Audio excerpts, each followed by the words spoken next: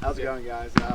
Welcome to the Advanced Red class. This is going to be kind of more of an interactive class rather than like, hey, you need to do this, you need to do that. This is going to be more like, based on what your needs are and like what problems you have fighting red. So, I mean, we're kind of got a little bit of a jumble in here. I want to go down the line. I want to ask each person your name and your biggest problem with red. Okay, so think about that. I'm going to probably start down here. And as it comes to you, think about what your biggest problem is with red. It's okay if somebody's already said that. Just, that'll kind of give us like, we don't want to be talking about things that you guys already know, okay? All right, so we'll start back here. With me? Yeah. I'm Banana. Banana? And, I don't know, I don't do red much, but in lines it's hard to like get in between the red guys to actually have. Okay, so positioning on the line. Yeah. Okay. All right, next.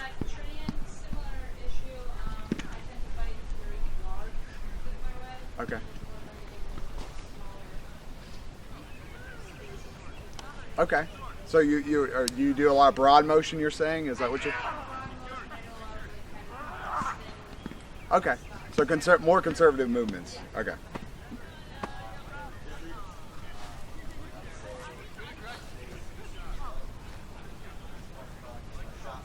Shot selection? Okay. Next back there.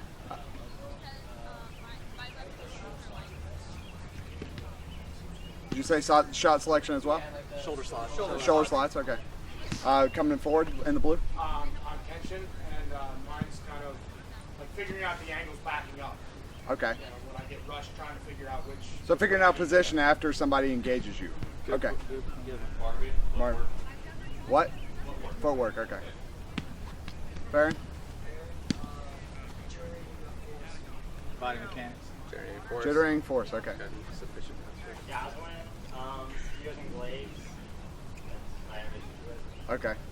So fighting spears and glaives? Yeah, Or? using glaives in the line. Okay. Go here.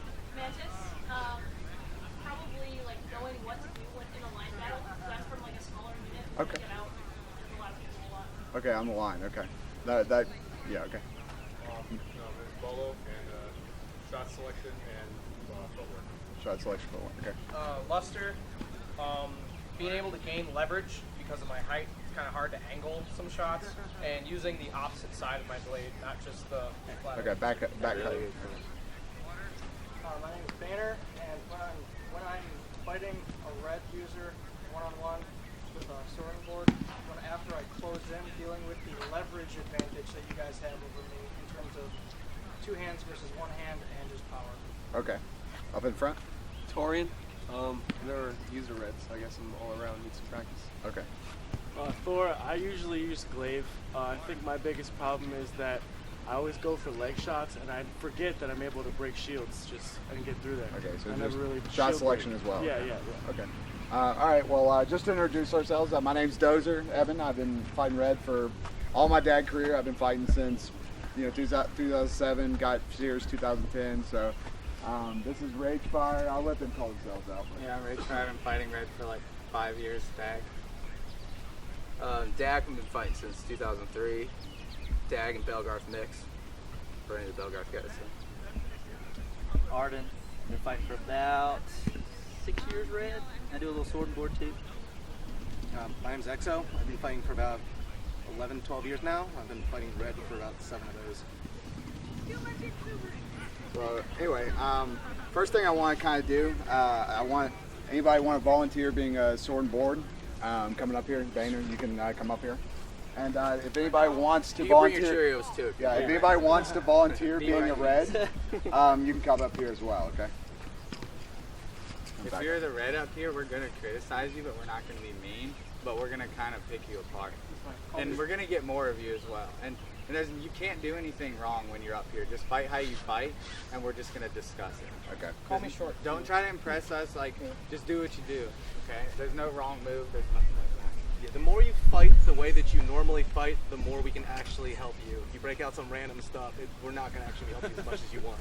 Don't do that shit you see in the movies. If you fight with if you fight with the back shield, right. Another weakness. Yeah. Going in the back or walk through? All right. No, man, my thumb's pretty much.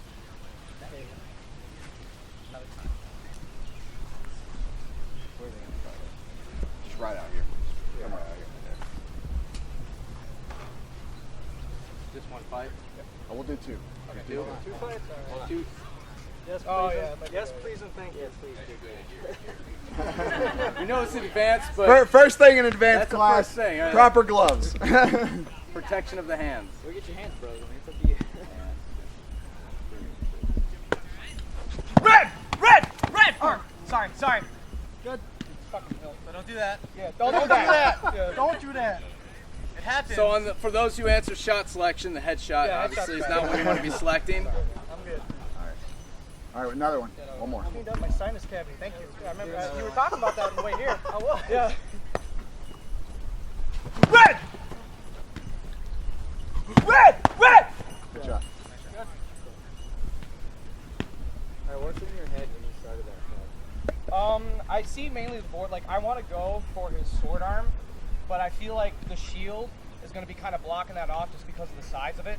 So I see the shield as kind of a go button. So because of the size of it, I'm not really worried about the high cross from the beginning. That and I got the back shield.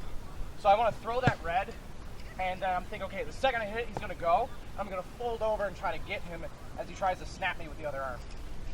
So it's a very basic, good kind of start, yeah. Now, is your goal to break his shield? Is that what you were going for? Hitting the shield is just to try to get him to come for me, and because that's, like I said, if I hit the shield, he's most likely going to try and run at me and throw like a shot, but I'm trying to get either the arm or underneath. The shield's just trying to just hit him, because I call it the go button. Okay. You know? I'm going to start off here. So what he's saying is really good, actually.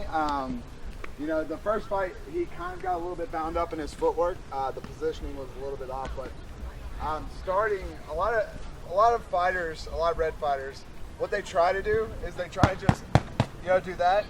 And so whenever they do that, basically they have no other go option from there. They'll come low or try to sweep that leg, and he'll just immediately take an arm or take a torso or whatever. But what he's saying basically is he's throwing a shot combination where he's basically trying to open him up to throw there, and then he's coming around and firing at that opening.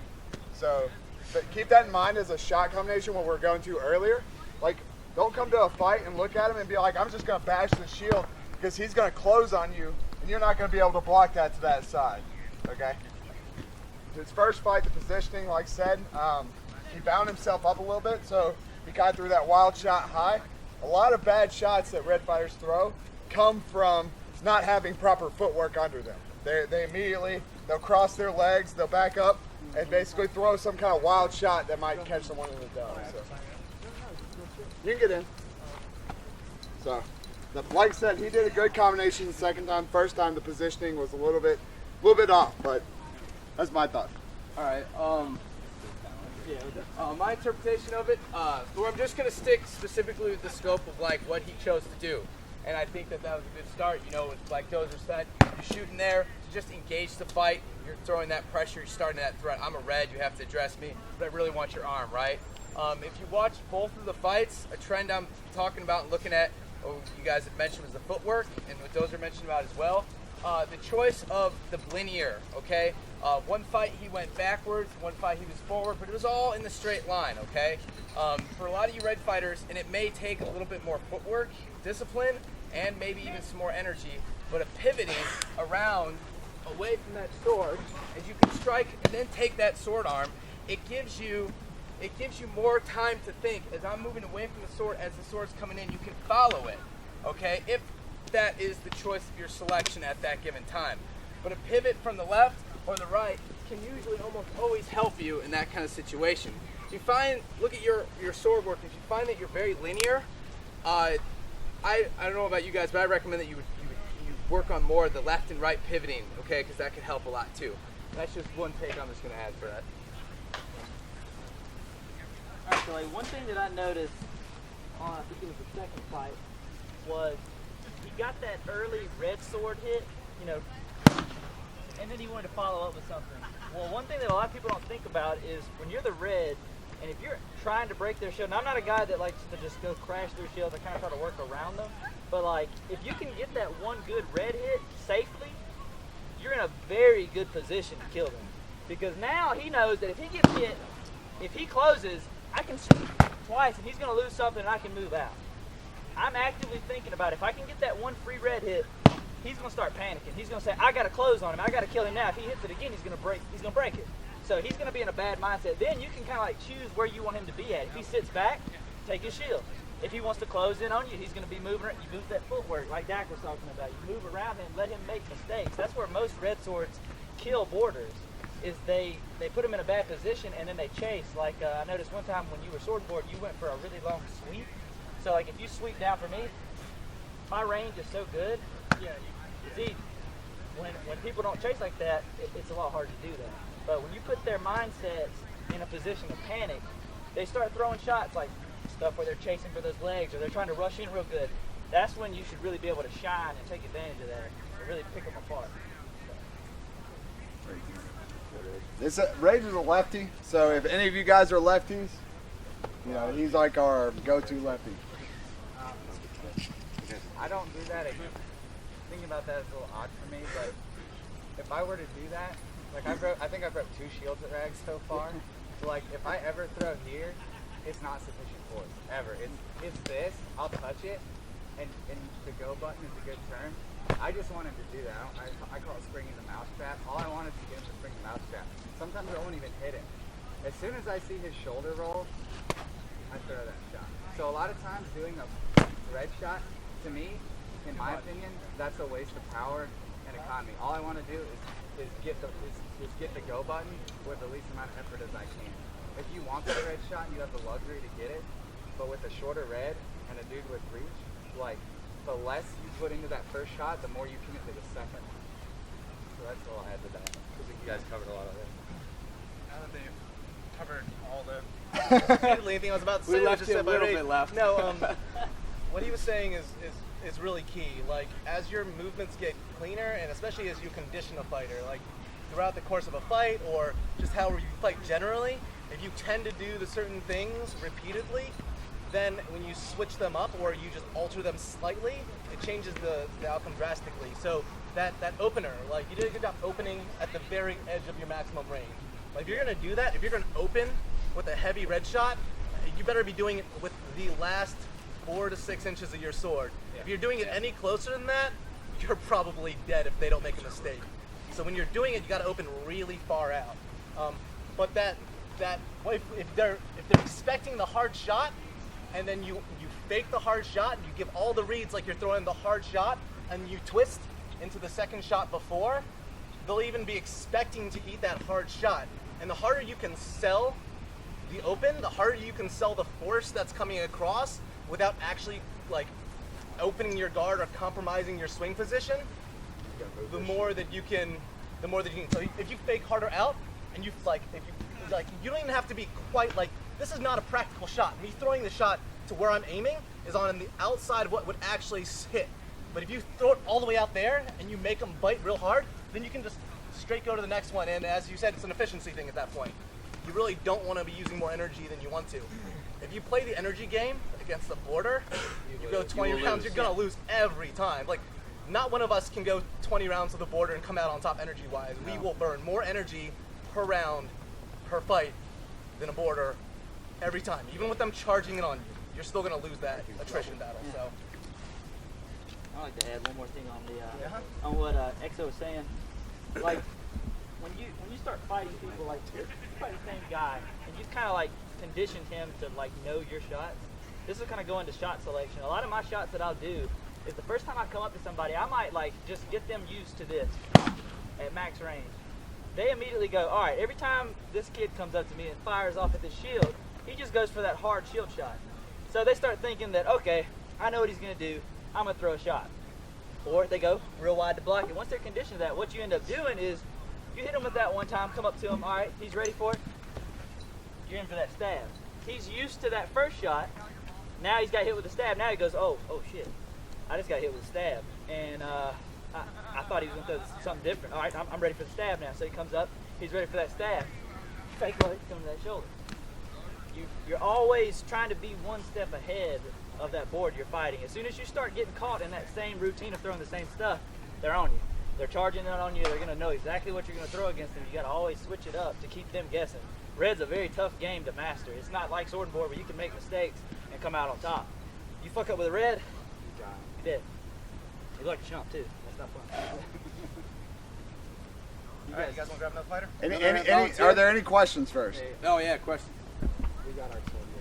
I know we're kind of fast, but if there's any questions, any thoughts about sword and board that you might have trouble with initially? Getting rushed? Good. Back. You got another volunteer? Yeah. I'd like to see just the different kind of reactions different people Your sword have. and board. And I won't feel bad hitting him in the face. I think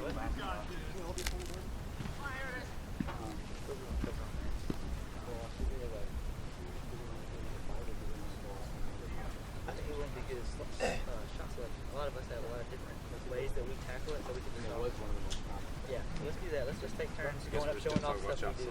Okay, so next we're going to go shot selection. Okay, and this is fighting strictly sword and board. Put these on the table. The reason that we're doing against sword and board is because that's your most common opponent and probably the hardest thing for you to beat.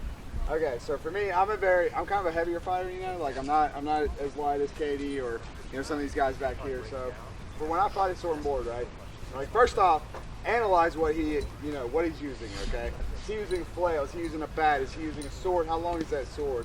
Is this a punch? You know, like these are things when you're walking up to this guy, you want to try to go ahead and scout out, okay? Because that's going to ultimately dictate what shots you're going to throw against him. So, like, say he's using a punch right now. If I try to throw this hip, he can actually either get that there, or he can actually put his board down here, block that, and wrap me over, okay? So if he's using a strap, it's a little bit more difficult for him to do that without getting hit in the hip, okay? So that's something that I kind of look at when I'm coming into the fight, all right? So when I fight a sword and board, a lot of the times, you know, I see a lot of red fighters, like I said earlier, they try to do this, you know, they try to go for that, and that gets him, he'll literally lunge at me and kill me from there, okay? Like, that's not something I would come into a fight with a sword and boarder doing at all. Or even throwing like a cast out of here, you know, and trying to grab that. If you ever are going to throw those, you want to be selling something high. You want to make him think that you're going to be coming into a high game and then swinging low, you know, and making sure that you have some kind of escape plan out of that. Because when he takes that leg, I guarantee you he's going to be jumping forward and trying to lunge you, okay? So, a lot of the shot selection I try to do focuses around basically jamming up his strike as I swing to open something else up, okay?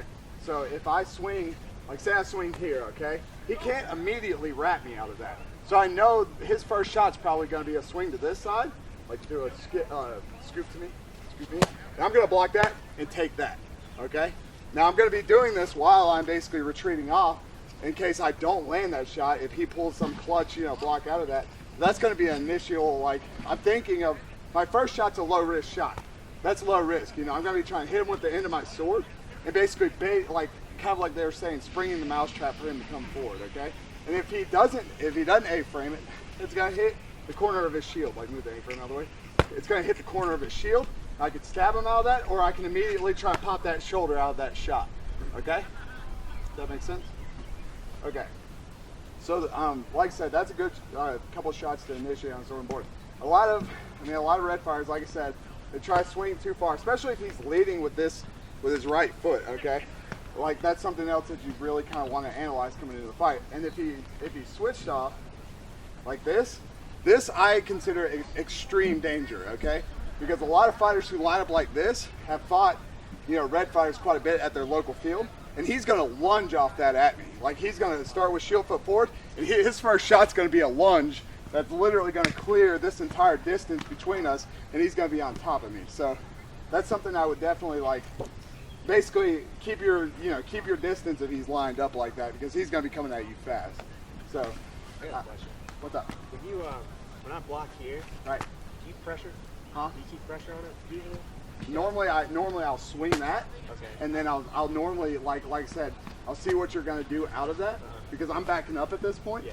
And if you go to swing here, I want to go that way. Yeah, if you go to swing high cross, then that's what I'm going to do right there. Okay. I mean, I didn't get it because I didn't know you were like swinging at that point, but I'm going to do that right there. And then, yeah, and so when you reach like that, like when you reach that right there, yeah.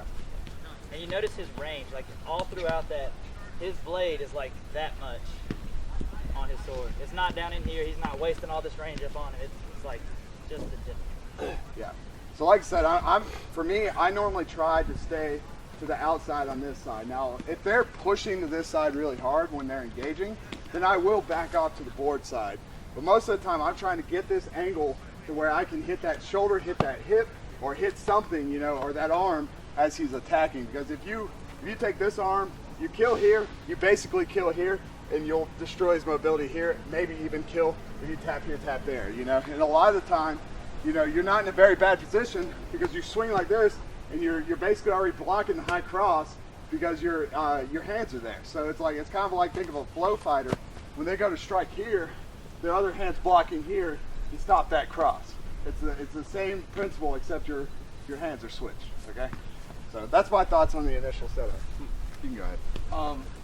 I'm gonna look at shot selection in kind of my own mind. I look at it from kind of like a priority scale, because the priorities, you know, they change based on your loadout, his loadout, what kind of shield he's using. If you're using a back shield, you're using a side shield, and then off those priorities, there's a lot of safe default moves you can do as a red. If you're not sure, maybe I've never fought him before and I don't really know, okay, so you might want to go with some safe ones.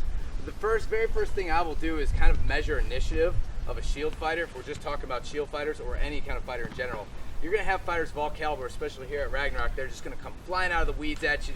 They're all on you, right? They're taking the initiative now, okay? And that person gets the first move. And I know eventually some of you guys have probably already had that happen. You could take all these red classes where some dude just jumps at you, literally jumps at you.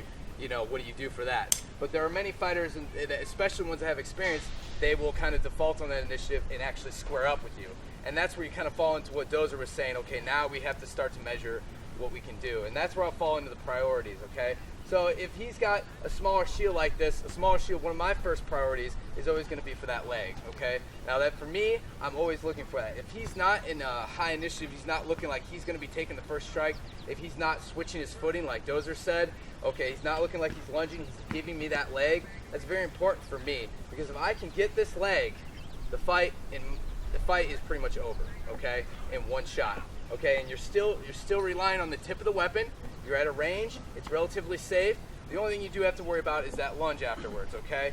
The trick that I would teach is that you would have a cast. Okay, it's a really safe shot, but the setup for it is dangerous. Okay. Many fighters would see it.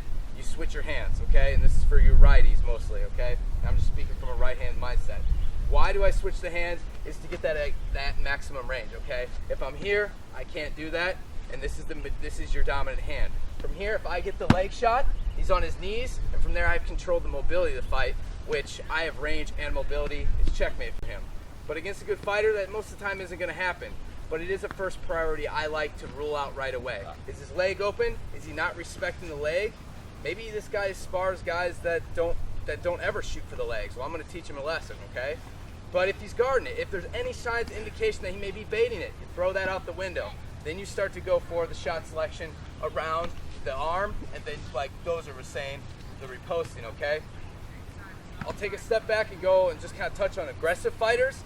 If someone's going to look to charge you, and I'm just going to focus on the scope of a back shield, if he's going to charge you, you need to kind of have a playbook. What am I going to do if this guy just tries to bulldoze me, okay?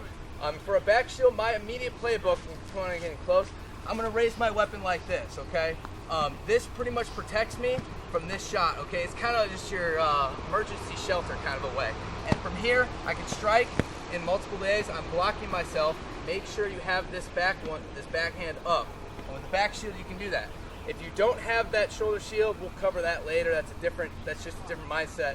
But the more important thing was the priority is look for that leg. If the leg isn't there, have some kind of what am I going to do if this guy charges me? Because Shieldmen they're gonna be mostly their default.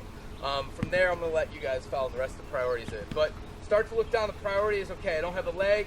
Can I do a shoulder? If nothing's really open, like I said before, go to that default pivot. This is very safe.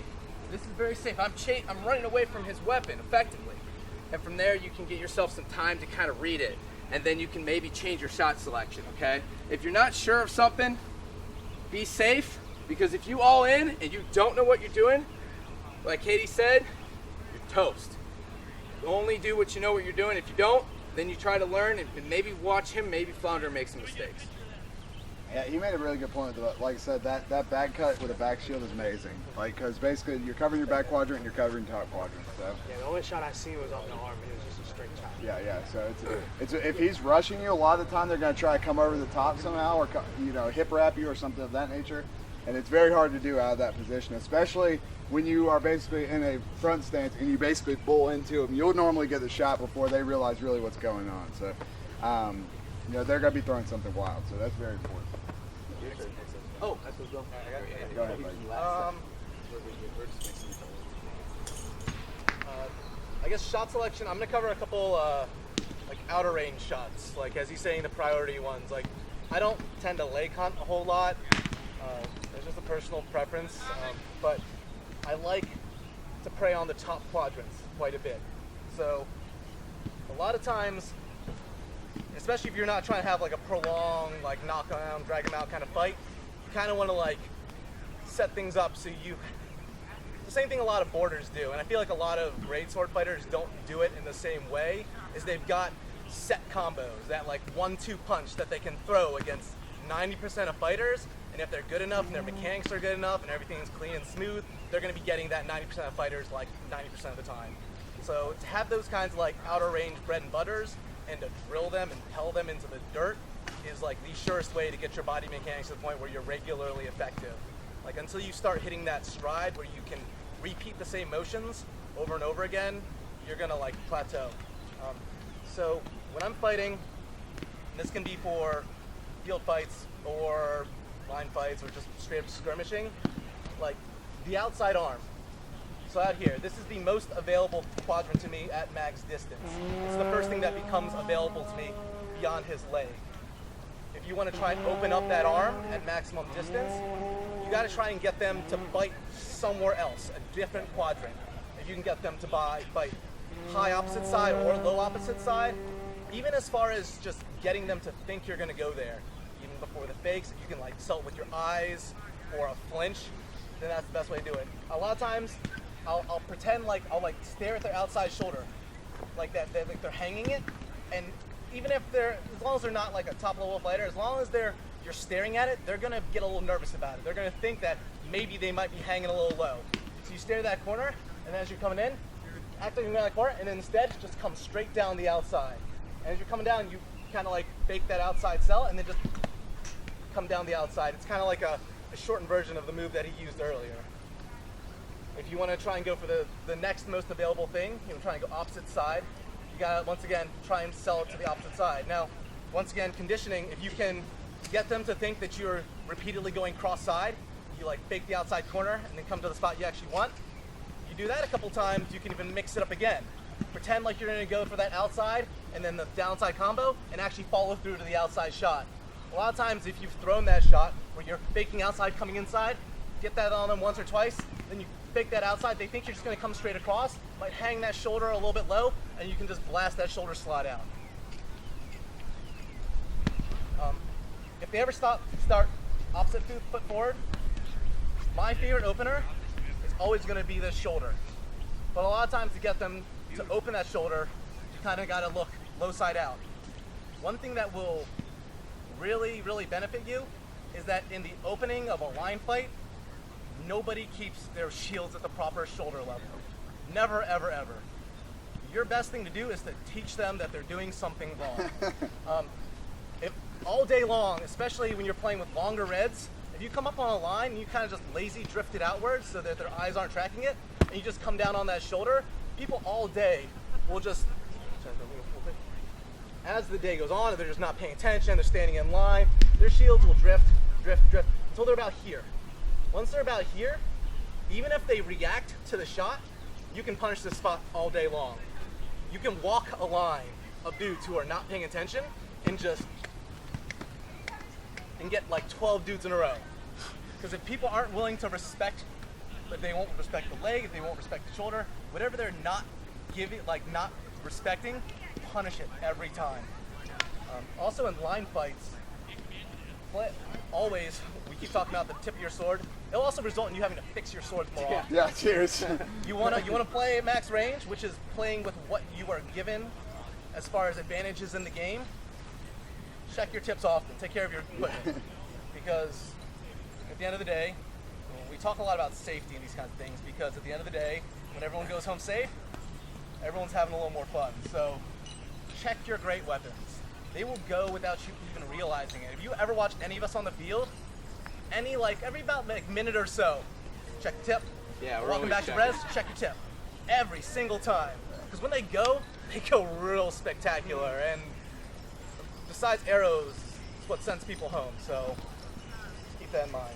But in line battles, like when they're not paying attention, just all day long, just hunt those forearms. Like, especially if I'm down the line, say I'm here, he's down there, he's fighting someone else, he's fighting someone like down the line here. Like even that, I can just one hand over, just tag the forearm.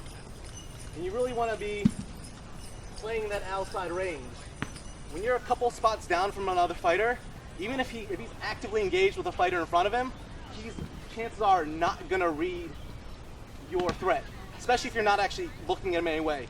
Like looking down here, all of a sudden you just swing out and just tag the forearm. One thing on something you said, if you're ever going to try tag, come to me. Okay, so if you're ever going to try tag this shoulder, like you're showing, don't swing with your bottom hand way down here, okay? If you're going to try tag that shoulder, bring your arms up to where that angle changes, because if you don't, your angle right here still isn't going to hit that shoulder. You have to get your hands up and pop the shoulder as you're coming out of it, basically. And a lot of the times that'll change the angle just enough where you hit that plane. So like I'm going to touch on some of the shots we went over. I'm a pretty avid back shield user. So like a lot of my shots that when I'm trying to gauge what I'm fighting, a lot of my shots are meant to give your opponent kind of a false sense of control. So a lot of things that I'll do will actually open him up but keep me safe. So like if I'm fighting Puddin here, I'm gonna first off I would square up here. Now when I'm fighting, I know I've got this big back shield on my back. I know that like generally anything that he throws like high cross is dead zone for him. Because he's gonna die. As soon as he crosses me, every time. So I know that I'm safe here. With that said, every time like we talked about like your casts and stuff like that, one of the casts that I like to throw, and it's gonna look fancy, but it's actually all of it is meant to draw off that opponent and make them think, hey, I'm gonna hit him. So what I'll do is I'll start back kind of far, and what I'll do is I'll flick that hand down like this, and as you see, when I hit, I'm actually almost hitting with the backside, but look where that back shield ends up. So a lot of times, anytime somebody comes here, their natural shot is to throw that high cross, every time. So what I'll do is start back, you come in, take that leg, and as he throws, it's gonna generally be to that back shield. Same thing with a lot of my other shots. Like if he decides he wants to press in, I've got this back shield. Everything that I throw should be able to set him up for some kind of shot. If he comes in, like say he charges in on me, I'm gonna lower down.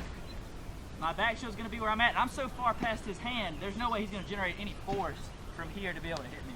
No way. So I close in, shut his shot off on this side, got my shot open here.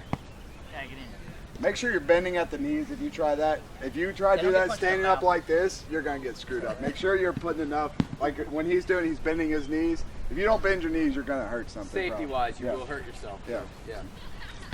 You can also, like one thing that I'll do, just kind of as a gauge to see what that opponent's going to do, just throw like a simple pump fake. Don't even throw the shot. Just see how they're going to react to it. If you just come up there, and let's say they're just a guy that only wants to hunt your arm. As soon as you do this, he's going to smack my arm every time. If you just throw a shot, he's going to hack you, and you're dead. And you're pretty much done. Once you lose that first arm, it's very hard to get a kill with a red. So what I'm going to do, I'm just going to throw that pump fake. If he slams at that arm, I'm like, okay, he just wants to hunt my arm. Now I'm going to fight him differently. I'll say, okay, he wants to hunt that arm. I'll pump fake. He goes, kill him. By gauging, getting that first reaction of your opponent, how they're going to react to fighting you, is going to dictate how you control that fight. Red Sword is all about like being one step ahead. I mean, like in most cases, this is not a big range difference. Not at all. When you fight people, like my max range, he can still tag me. So if I'm off my game even a little bit, if I throw some kind of stupid shot way over here, I'm dead. You can't make mistakes like you can with Swordboard, where you could like throw some stupid shot and get lucky and it blocks. You got to make sure that you're knowing exactly what your opponent is going to be throwing back at you by your setup. So when I'm here, I know that he can throw there, I'm blocked. I'm forcing him, and you'll see Dozer do this with his, when he wears his buckler. He's forcing that lane to change to where they can only really hit him in this arc. So if I square up, he's gonna always want to pretty much go here. If he goes for that back, he's gonna go for that back shield, it's gone. If he goes this way, easy. time. So like think about when you're fighting somebody, gauge them out, and then use your shots to kind of see what they're gonna do. And once you kind of got them in your mindset of how you want them to react to it, then you can bust out your cooler shots because you know exactly what they're gonna do. If I go for that leg and I turn that way, I know he's gonna hit the back heel. Do that. Everything I do, always making sure that they're doing what I want them. Whenever I start getting into his game, that's when I lose every time. You touched on a really good point. I mean, every single style difference that we have, there's one thing in common. Sorry, giant fucking tractor. Porta potties on back. Anyway, there's one thing in common. We always have some step after that step. We always know what they're going to be doing after that step. You never go into red. The thing about red is that you have the most range out of, over a blue out on the field. So basically, a lot of red users are like, well, I'm going to throw my one swing and I'm going to go from there. You can't do that. You have to be like, look, I'm doing this into that. Basically, I'm throwing this shot to get this out of him and taking that opportunity to kill him. If you just wing it, you'll die every time. So unless they're horribly bad. So and a good example of that, like what he's saying, is like if you're thinking 2 steps ahead, it might be, let's say you want to get that red hit on the shield. Well, you can get the red hit from max range, but you should be thinking about where that opponent is going to be at. If you swing here, where's he going to be? Like, where's he going to attack you at? And you need to be prepared. It's like when you're setting up. I might be here. Let's say I want that. Let's say I want him to take that really good hard red shot. Where's he going to return to? He's probably going to come out to this outside lane. So I'm going to go here and immediately pull it over. If he goes out, I'm here, tag it. So I might set it up real quick. It might go here and move it out. If I don't need to throw the shot, that's cool. But I know that his shot is going to return to me. I'm set up for it already. That's not a danger anymore to me. I've got one red hit on his shield. I'm out of range now. He's in the panic zone. He's trying to think about how he can get in here without losing his shield. But I'm still safe with every shot. Every time you throw a shot, think about what your opponent's going to do to follow up. And our lefty. Yeah, I'm a lefty, so take this for what it is. With my shot selection, my goal is to never throw a block, ever. Like, the only thing I'll ever block is another red. And I'll block a blue if I'm in an oh shit situation, but what I'm going to do is basically give him so many red shots to deal with that one of them's going to land. I don't care if half of them land. I only need 1 or 2. So basically, turn a little bit. So my go-to shot for a sword board is a leg fake to his shoulder, because most people don't want to get leg. It sucks, especially if they got a little shield. So if I throw that leg fake, he's going to drop his shield. Most people drop their shield, and you get that, and his return, he's going to be here. So, but I'm not throwing a block, so it's like that fast. And if I want to, and I don't get that, I'm doing what Katie does. I'm just getting the fuck out. So another one that I like to do is hit people's swords, because they don't like that. And you do have a somewhat of a power advantage over people. It's not something you can constantly take advantage of, but when you can, it is very useful. So if he's sword foot forward like this, I might do something like that, just to kind of scare him. And if he does block that, I just bring it around again. I like to do circles, and I work in 2s or 3s with my shots. If after 2 or 3 shots I haven't caught anything, I usually back shield out. It's kind of like a parachute cord you pull. You just pull it and get the fuck out. And as a lefty, I'm pretty much always set up.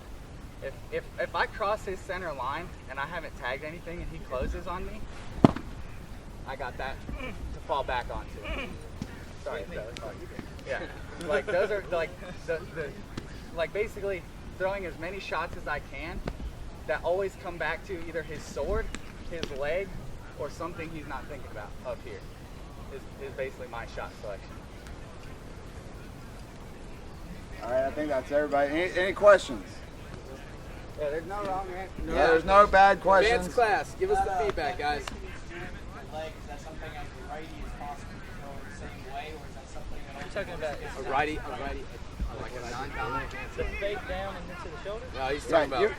Are you talking about when he was coming around like this and firing for that shoulder? Yeah. against an opposite-handed Yeah, fighter? you can do it as a righty. It looks like this. You basically would sweep around right there, and you do exactly what Exo was showing you earlier. Because a lot of times, if you're in their head and they're scared of you, like basically you can do that and they'll drop it just a little bit and you'll grab that shoulder. And you're basically like, the thing about it is it is a bit of a risky shot because your guard's coming up here, and if you don't get it, if he puts your board there, good. I mean, You're done. like, So- I'm in a no shit situation right The there. key But to- you can pull it on people that you've already kind of mind fucked. You know, if they're kind of like doing this shit, you can easily go like that and pop it. So It's a high risk, high reward kind of shot for a yeah. right-hand fight. And so use it like after you've kind of warmed into them, and they're kind of like, I don't really want to rush this guy. You, then yeah, you can try. The reason it works as a lefty is because when I cross that way, it's real easy for me to do this. Yeah.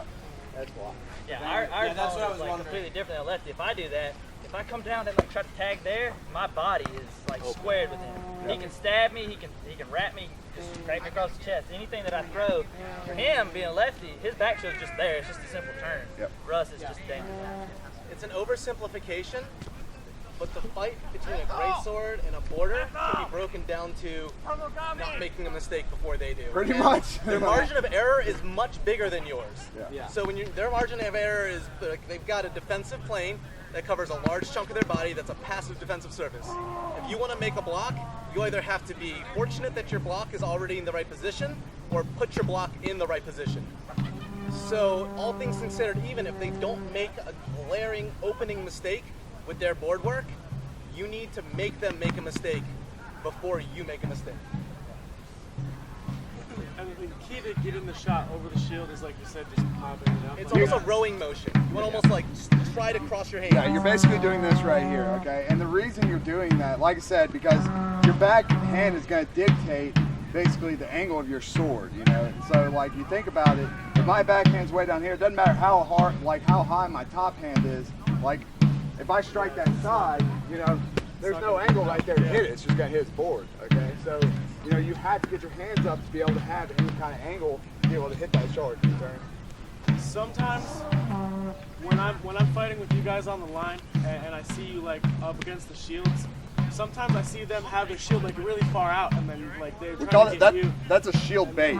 If he's ever either, there's two ways they can do it. They can hold it way the fuck out here. That's like way simple to read. You're like, just pretend it's back What do further. you do when you face the back? Like I said, I just pretend it's on their body. I don't pretend it's way out here. I mean, you might be able to snipe it real easy, but most of the time they're wanting you to swing at it so they can trap it that back down and fucking cut you. So it's like, you know, they're gonna basically, they want you here out of that to miss the shot, and then like you're basically forced at that point to try a back cut, but they're gonna be on top of you, and you're gonna be like, oh shit, my shot missed. I'm trying to back cut at this point. So, and then the other way they can do it, they can table it. So when you table it, they'll do that, and they'll be trying to bait you to hit that, and they'll table it down as you swing, and you'll be in the same position where your tip's on the ground. Your tip on the ground is kind of a bad position, okay? Like you can back cut out of it, but if say you swing and your tip ends up there and he comes up over the top of it, all you got out of that is to try to basically make something work, and if he's good, it's not gonna work. So it's like, you know, you always want your tip in a position to be able to strike. You know, if you watershed, that's probably the only time that you can come out of a strike with it. But if it's on this side, you're pretty fucked. So, you have any thoughts on that tabling? You know, when they're baiting that shot with the red. Yeah, that's something I see a lot when we're on lines. It's one thing that you can kind of do with that. Like, let's say he's got it, even if it's just kind of like barely off of his body. A lot of things that people don't get, and this mainly just works with punch shields. Straps are a little bit harder to deal with this, but for me, the further they have that off of their body, depending on how quick I can be, sometimes you can pull off some good stuff out of that. They might be baiting you into it, but they're usually wanting you to do this. They're wanting to bait this. The 12 o'clock They don't shot. want to bait that. And its hood will turn this way. This is what they don't expect. So when you tap this, what do you see? Right. So what you can do is I can square up. I can come in and tag that on. And I'm moving away from his sword. So the shot generally is pretty safe. You just have to be real careful. When somebody's trying to bait you, you don't want to get drawn into exactly what they want to do by thinking you're, doing something. And that more. goes It's all like the way you back to just the don't get pivot caught. thing. Yeah. I'll say though, when they do the straight out, and we're talking a lot like this is a punch shield, okay? Sometimes you're gonna have guys with strap shields and stuff, and you won't always be able That's to the one teeter that's it on both- and on come from that side. if they are doing just the straight out, what he's doing is he knows that you have range advantage, and he's playing with your range advantage in your head, okay? Yeah. He wants you to whiff that, okay? A lot of times, and I haven't swung anything yet, a lot of times if you just buckle out a little bit, I'll take a step in just a little bit too. Now I'm telling him, I see what you're doing, and I don't give a shit. Like, I'm still able to strike you, okay? And sometimes if you do step in that point, again, have that emergency, like, always know that he's trying to do something. He may generate a charge out of that. And if he comes in, if I trigger that mouse trap by stepping in a little bit, and he comes in for a charge, and back shield, I'm back into that back cut, okay? Because you always have to remember, like, you are kind of tripping the trap in a way. But you're doing it by not striking. You're just meeting his challenge. You're saying, I respect that you know my range, but now I've changed the game up a little bit. And by changing up the game, I don't mean just going straight forward. Because going straight forward, you want to take advantage of your pivots. I'll generally, if you stick your shield forward, I'll generally stick to the side. And now, it's kind of deceptive because I've moved in on him, but I've also pivoted away from his sword. And now I'm actually back in control. I can take more of those shots, and I can go for the arm cuts, and I can still go for the back if he just says, screw it, this guy's, he's kind of double downing on it's a bluff, okay? So you have to be very careful when they do that. They're either tabling, and some guys, they just don't know what they're doing. They're just doing this all day. And they're just like, I think I can make them just tire out, So by just stepping in, you haven't done anything yet. You haven't played your hand yet. He doesn't know what I can do yet. At that point, it's whoever springs the trap Yeah, first. that's exactly. So. I thought I heard you mention in a line people doing that. Yeah. Like, oh, well, yeah. Even better, like, you don't have to do all the work yourself. And if you're playing with anything under 5 feet, you're probably playing in a less than ideal line range no matter what. If you're going to get, like, maximum range, and they're just doing that, you don't have to do anything. The guy next to you, as long as, like, you're working with someone else in the line, just pop it open for him. Like, you don't have to do any work. Minimal energy. And it will work against a strap shield, too. If you hit the outside corner of a strap shield, you hit the corner of a strap shield, whatever the corner is, it's going to pop on the opposite corner. So you can create opportunities all day long for your teammates. That's why you guys can just mash. Don't be afraid to like talk to people. Like, I guarantee you, if any of us were beside each other, like if XO was right here, I might just go, that's just get him over there. As soon as he does that, I'm tagging. As soon as he moves to that, work with your teammates. Like, red is one of those things where the easier you make it, the better. Like, you can be, as hard as you want to be out there. Even if he hears that, he's going to back away. He's like, oh, man, they're setting up on me. And they've won the fight. So don't even actually have to make any kind of contact whatsoever. Like, your eyes are drawn to motion, and they'll tend to track, especially without extensive amounts of training, to force yourself to ignore certain kinds of unnecessary motion, then people tend to track what they see. So if I'm out here and I'm just snapping baits up here and just like looking up here, anytime I make drastic motion up here and I'm in a position where I could potentially throw a shot into an open position, he's forced to address or think about what's happening here. So even just a little feint up is enough to just create opportunity. The only thing I would say about the shield thing, that kind of touched on it, is a lot of people will do that, and every time you swing, they'll pull back, but they don't do anything. Like you said, I don't know why they do it. Yeah. So if I see people doing that, I'll try to tire you out. And I'll make them bite on it, I'll stutter it, and then when they pull it back and not throw a shot, I'll just throw the same shot again. Like, I'll let them pull back, and then they've got all their stuff real close to them. They have no defense counter, so if he's got everything out and all I do is make him pull back in, I'll just finish the shot. Yeah. Something else you can do, if you're on the line, that's why I wouldn't recommend ever doing this if you're in a duel. But if you're on the line and he has it way out like that, like what Rage was saying, you can pump fake it, and as he pushes it back, and then starts to basically come back for you, pump fake it and turn it into that. Okay? And so, That's a like, really good shot. Right? Literally, because he'll go like, they'll do that real quick, they'll be like, oh, he didn't swing, and they'll immediately put it out, and you fucking throw that stab immediately after, you basically pump fake here, do that, and you'll literally catch them as they're bringing it back out and put it right in the fucking gut. And they'll literally be like, oh! They're too busy worrying about the range game. They're not realizing that you're going to stab them. Across many different styles, you'll find that people like to reset, even if what they expected to happen didn't. And that's something you can use to yourself in huge advantage. But I wouldn't do that in a duel, because if you miss that stab in a duel, if he's trying to table you and you miss that, we are screwed. Like, You're grappling for your life. Yeah. So most of the time, if you make a mistake with the red, if you don't have the back shield or you're good with the riposting, you're mostly dead. Well, no, but it depends on what shot you're throwing. You don't want to throw a high-risk shot if you don't, like on the line, you could throw more high-risk shots, because you got Joe and Bob here that are gonna, like, you can just jump back just a little bit and they'll save you, you know. But like if you're in a duel, you want to keep your shots less risky and more like low risk shots to try to open him up, because if you throw any high risk shots, like say casts or one-handed stabs, and those miss, like you're not going to be ever consistent with your fighting. The highest risk shots are casts and stabs.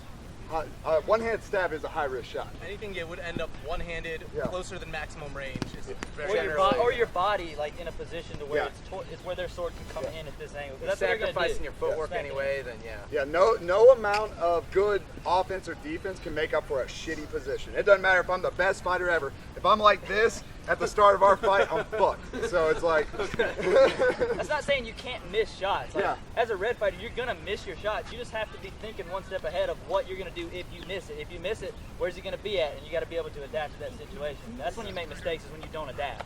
If you do some kind of crazy shot, that's cool if you want to do it. You just better have a backup plan. Because if it misses and you're just sitting there, you know, if I throw some kind of crazy, I'm going to do some kind of cool stuff with foot, and I end up like this, I'm probably dead. Like, so think of something, what you're going to do when you throw your cool shot, or something that you get out of it. This is more general fighting and a little more meta than straight red fighting, but and a lot of other Amphgard, they use this kind of term green, yellow, red as far as what your moves are and where it starts and where it ends position-wise.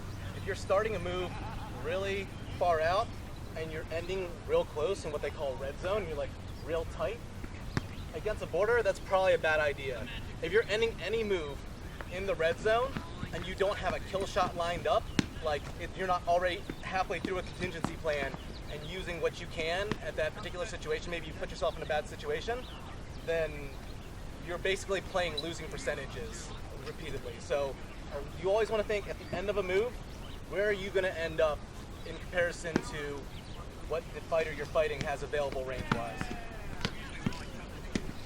Spin to win. Always. Yeah. Like he said, don't put yourself in a bad position. Footwork helps with that. Like practice footwork, practice staying at range, but and then practice defense out of that. But like I said, if you put yourself in a bad position, it doesn't matter what you do, you'll die. You know, it's like so.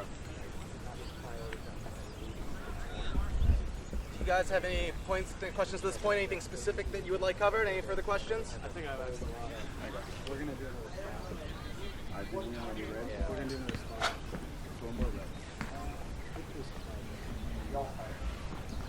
I have just one comment on Rob's shot. Sure. Is you can easily see when they're going to fall for it, when if you move, their shield moves with you. So you automatically know, I can pull this because they're going to move their shield everywhere I go, and you can read them that way. Back to what we said earlier, reading your point. Yeah. But on a bigger point, it is the little things, because like these guys are all saying, if you screw up just a little bit, so you want to take every bit of piece of information. You're watching their body language, what they're doing. You know, this guy look like, you can tell the sword and border is going to ready to rush you, because they kind of have to they get ready to go. Okay, everything. If they're tracking your red with their shield, you need to play off those little clues. Okay, not just to throw an initial shot, but more importantly, so what is my next shot going to be, because he's acting like this. Any red fighter can throw one shot.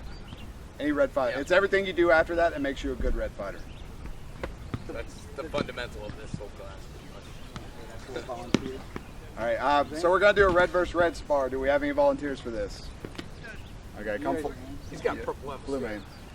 We already used you, Luster. You stay back there. Thank you, sir. All right, I want y'all to do we do two. Two's fine.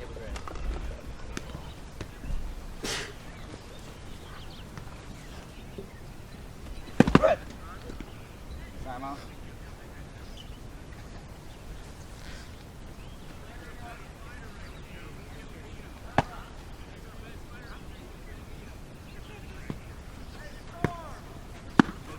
Good fight, guys.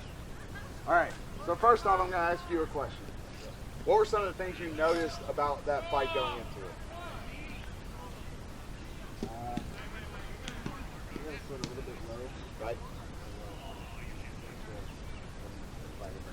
Okay. So they say held his sword low. Anything else?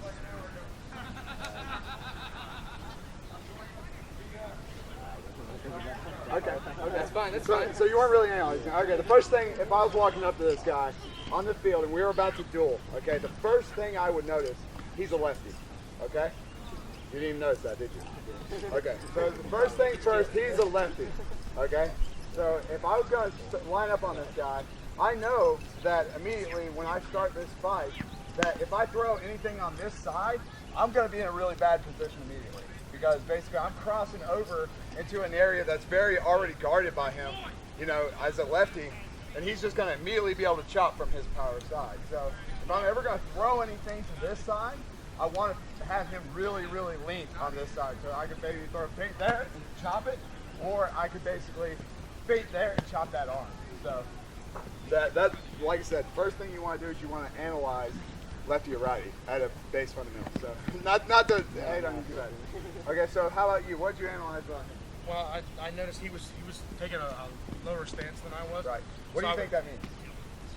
He's either ready to spring or he's ready to just stand there. Okay, so ready to defend with himself. me. He's kind of taken this kind of means to me is either spring or he's going to stand there and want to trade hands with me. Yeah, that's good. That's a good point. If somebody starts low on you, they're probably either going to try to jump at you, or they're going to probably try to like basically play a repose game with you because they're lowering their shot, the amount of places that you can hit them basically, and trying to make it to where it's a little bit easy to parry those, and maybe coming out of that. So,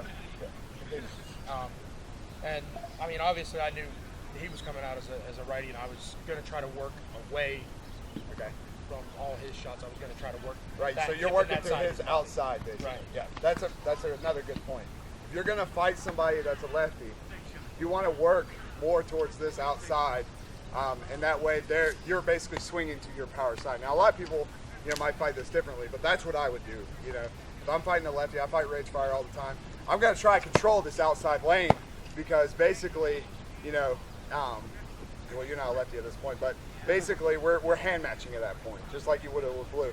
If I try to come too far inside, I'm going to basically do myself a disservice by getting myself killed on the hip. So, okay. So like, one thing when you're like squaring up on people that like I can notice anything that you like take your dog. One thing that I like to do is position my body where I'm not squared. Because what being squared does is get you stabbed really quick. So like if I post up on him, what's the easiest thing for you to do? If I fight you, like, is that not super duper easy? Like so quick, alright? So like when you position yourself where your body's more turned, this is how I would kind of fight a lefty, which may be different on somebody. That's exactly how I would fight a lefty. Yeah. So. A lot of people want to like fight with their if they're right-handed or whatever, they like to take one either left foot forward or right foot forward. That's usually what they always go to. But I'm gonna fight that lefty a little differently because I don't want to be in a position to where I naturally want to be drifting like this because he's in his zone. This is him. He likes to be left-handed. He's going to slam me down with all his power. I want to fight him to where my sword catches against his. So if he throws a shot here, I'm here. Go ahead. I can attack. But I'm always keeping my body to where that sword block is here. So go here. Throw it again. Every time. Or if he doesn't, right there. Now, if you want to fight him this way, you can, but look at the angle. If you want to kind of do it, you can always be kind of, tag him on, every time. So I kind of always want to get him in that mirrored kind of stance with me. Do it this way. And you can even do stuff like fake, come around, and see, I'm still in a position. Whenever he comes like this, if I'm here, that sword's straight up. He's got to catch that block. If he wants to throw one down to my shoulder, that's just, everybody's going to kind of handle that situation differently, but just don't be squared up on them. Yeah. So never be squared up. Basically, foot matching with them. Yeah, just if you, it's like when you see like a really good flow user, you'll notice why they hand match is so they don't get like stabbed. It's so they're profiling, off the lane. So it's like you don't want it to be where you're teed up, where they're basically be able to stab with their lower hand into your feet. So it's a little bit harder with the left foot forward. Because not many people are used to fighting like that, especially against the lefty, because you're having to turn your torso even with your feet at that point, and you're kind of crossing your hands. But if you practice that and get used to that, it will be like second nature. It is, and it's very effective. It's very, very effective. So, a bunch of people asked about footwork, and when you're opening the fight, it's common to want to just go straight backwards and forwards. Like, you move forward, you're more likely to be able to hit them. You move backwards, they're less likely to be able to hit you. It's pretty simple. But when you're moving, There's the term walking the diamond, which is always stepping at angles. Like when you're advancing on someone, if you're going to advance on them straight up, you're keeping things pretty static. You're letting things be pretty even. And if you want to win fights consistently, you've got to start changing things so your percentages are going to be better at the start of the fight. So a lot of that's dictating the pace of the fight. If you make first movement and you cause them to either react to you, or if they don't react to you, you take advantage of the fact that they're not reacting to you. But if you do it in a non-standard way, it's like if two fighters are about the level where they're back and forthing, if one fighter decides to, instead of advancing straight up, decides to say, take a small step to this side, my center of gravity comes this way, and then take a far step out to this side without moving your arms and without having to, your arms are both your offensive and defensive tool, without having to take yourself out of what your default safest stance is, you can create angles before you even move your arm.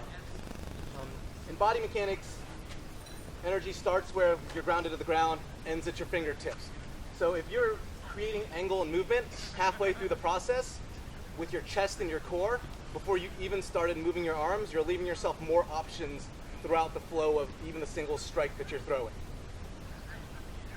So if I wanted to try and get him cross body without taking that step, I have to try and push myself further over.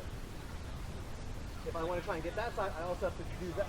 And if he's expecting me to come straight on, and I'm just trading with him like that, then all things given equal, we're going to probably trade about 50-50. If you're not expecting me to start here, or maybe you're expecting me to just take one step, and I take 1, 2, and then even 3 at that point. Once again, you're trying to keep ahead. And the more you don't just keep ahead, but vary your movements outside of maybe what your opponent is expecting, the more just regular success you're going to have. Oh, everybody already went. All right. Oh, you already went. Lefty on lefty. I'll talk about this from the lefty perspective to him. How are you? Now go how you were standing when you guys engaged. When I see somebody low, I like to go low with them as a lefty, and everybody already mentioned the outside lane, so you know that's where I want to go.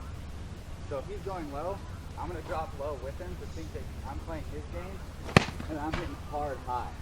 I'm using that to bring him down and be like, oh, he wants to play guy game. I'm like, I really don't though, and I want to go up here. Because that's a really hard block for you. You even tried for it. Like, now go to where you would actually block it. Like, see how far he's cranking? And say he gets that. He gets that, like, he's fucked. You know what I mean? Like, see how far the position was, and his only return for that, go swing from there. Is a really big block for me. And then he's dead. And that goes back to what Katie was saying earlier about the footing thing. If you're right foot forward, like kind of like how he was saying, you basically have to turn against your body to try to block that shot. See how I'm turning against and basically using all this? If you change your footing, look how easy that is. He has to come all the way back here to be able to get that same shot. So, you know, it exactly what Katie was saying earlier. It really kind of matters based on how you're going to try to dictate the fight. If you're trying to block his shots, then obviously you want to get into a position that you can do so. And I just want to say one more thing. Like you said, when he threw that shot, if you noticed when he drew his sword down for that first fake, he's actually hitting his sword above his hands. For those who don't know, it's a lot harder to catch a block. Like you'll hear all these people tell you, oh, you got to block it with the blade, block it with the blade. That's how people in medieval times did it. That's how everybody's going to do it. It's so much easier to block a shot hands down than up here. So what he did was he brought those hands down, and that shot, he could just throw a really hard shot. It doesn't matter if his hands are down here and the sword is like way at this angle. That power he's going to generate, he's going to smash it back into him, and he's still going to get the shot.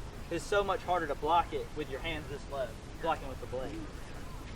Completely contradiction what you just said. As a lefty, I actually do like to block with the blade. And if I can start the fight with my sword on the outside, I like to let him think that the inside is a good idea, and I'll go far out and low. And say you step in, all I'm doing is catching this and going right above his hand. The inside lane as a lefty in red versus red is very dangerous. So I like to go right here, but you can go here, or say you did that same shot, I can just cross. to that shoulder. So I like to let them have like, I still have the outside lane, which is all I want, but it looks like a real good idea for him to take the inside lane by just doing that and stepping away from his sword. Because if I were to step this way, I'm going to end up like this, and if I didn't have a back shield, that's called anviling, it's cheating. So that, just to go on the opposite thing of what you said. Yeah. They already pretty much covered like most of all, really actually, with the core fundamentals. I'm just going to cover on a few minor tools and things that I noticed and then that were actually missing. I noticed there was a kick in there. Now I'm going to expand a little bit on that. Every move in the game has a fake to it. You can fake kick, okay? You didn't actually kick him, okay? But what does that actually do? And if we had a sword and border out there, fake kicking is actually very, very effective. It generates a lot of intimidation, but it's risky too. If you kind of have, it's used if you kind of think that you have a little bit of an advantage on the opponent and you want to continue to drive him into more of intimidation. You're throwing that kick and you're stepping, okay? But again, it's risky because you're ending up in, like what X was saying, in that more yellow-red zone where I was right here and I could snipe his arm or snipe his arm. Now if I do a kick, if I start next, I come down, now I'm really close. Yeah, I might have a shoulder, but I am way in range. And if he was a blue fighter, I'd be really in range. Now you have to take, it's more of an against this advanced ready class, so that's why I'm bringing it up. But it's okay to do that many times. You can sell with fakes a lot, and you can also sell with kicks, okay? And if you read that the guy backs off, you are in control of the fight, okay? But if you read that he's coming in at you, you go back to, that's my default. I'm going back into that shot, okay? And that's, I'm assuming that he would be a sword and border, okay? Yeah, we're not fake kicking people without a shield. We're not fake kicking people without a shield, okay? I'm expanding on that he did it. It just kind of jotted my mind that if I remember that we would have talked about it when he had a sword and board. But it is another tool that you can use to manipulate the fighter. You're faking, and you're still not losing your movement, okay? The other thing completely aside from that is I noticed both these guys have green on their weapons, okay? All right, and neither one of them stabbed, okay? Now that's not to say you guys didn't think about it or even had the option. It's already kind of been mentioned about having that face forward versus having that less linear form. I do like to think of everything, that every action you do on the field, there is an advantage and a disadvantage for everything. Everything. So even if you are in a less linear form, if you approach a guy that goes, oh, I just went to the advanced red training and they told me to go like this. What does this tell you as a red user what my limitations are? I have a lot of advantage just doing stabs, but I have a lot of disadvantage on strikes, okay? Because I'm leaving stuff out. Now, guys are more squared, or at least a nice soft 45, you know what they're gonna do. I recommend be kind of in the balance, okay? But if you know that the guy's gonna stab, you might wanna become even more or less linear, okay? Guys that just beef up like this, hell, he probably didn't have a green on his weapon, okay? He's just looking to rock your world, all right? So you look at the way they're positioned, it's what they are reinforcing or upgrading into their shot. If they are very linear like that, they're probably reading you that, okay, he knows I'm gonna stab, he's defending against it. You need to start changing your skill setup, okay? Read up that guy. With both you guys, you were both very linear, and neither of you stabbed. So it told me, the fight, that neither of you, this wasn't gonna be a stabbing fight. Both of you came to terms with that, and you duked it out with some good hard slashes. And that's totally okay, but should you come into combat with a stabber, it might take 2, 3, 4 more deaths to learn that. And fortunately, you guys came to the class and have, now you know that. So be able to read whether they're not, how they're adjusting their torso position and whatnot. Okay. The last thing, again, reiterating on the leg shot, against a red fighter, if they see you switch your hands, it is dangerous. Okay. Now, ideally, switching up your hands, you do upgrade your stabs, and you get the legs, okay? But always remember, if he does choose to advance on you, you have to be ready to actually do the riposting shots and answer for that. There's not enough time to just go, oh shoot, okay? Because then you're kind of toast, all right? If you're not confident with that, you can fake and then throw hard, okay? But if he looks like he's not leaving that leg open, don't even check for that leg. Reds, there's so much more to take here.